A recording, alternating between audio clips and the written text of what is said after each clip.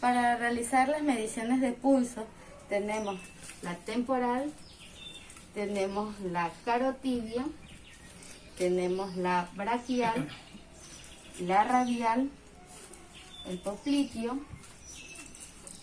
Acá en la parte de atrás tenemos la tibial posterior y aquí en medio del dedo tenemos el pedio.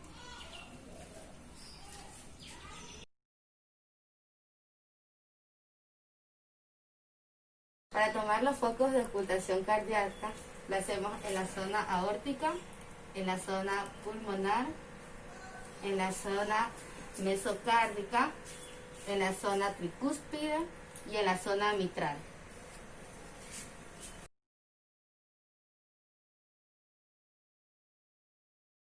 Para medir los focos de ocultación de respiración, lo hacemos en la zona superior izquierda, zona superior derecha, zona media izquierda, zona media derecha, zona inferior izquierda, zona inferior derecha, axilar izquierda y axilar derecha.